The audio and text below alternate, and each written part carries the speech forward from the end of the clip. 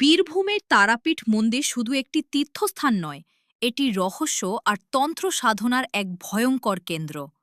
মন্দিরের পাশেই রয়েছে দ্বারকা নদীর ধারে বিখ্যাত মহাশ্মশান।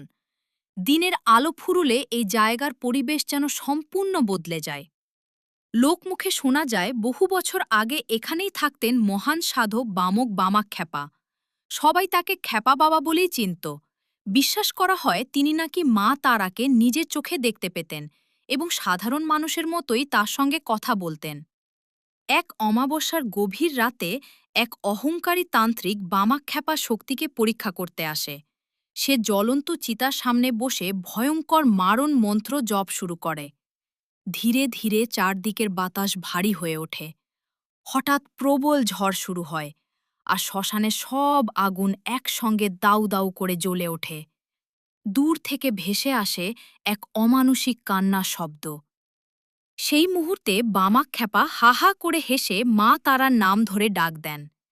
প্রত্যক্ষদর্শীদের দাবি, পরের মুহূর্তেই শ্মশানের সমস্ত আগুন কয়েক সেকেন্ডের জন্য নীল হয়ে গিয়েছিল, আর সেই তান্ত্রিক রক্তবমি করে মাটিতে লুটিয়ে পড়ে। পরে সে বামাখ্যাপার পায়ে পড়ে ক্ষমা চায়।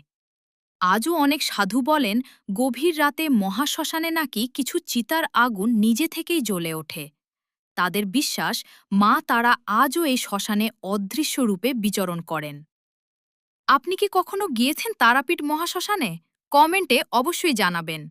ভিডিওটি ভালো লাগলে লাইক করুন, শেয়ার করুন, আর এমন আরও বাংলার রহস্যময় ও অলৌকিক কাহিনী দেখতে চ্যানেলটি সাবস্ক্রাইব করে পাশে থাকা বেল আইকনটি অন করে রাখুন।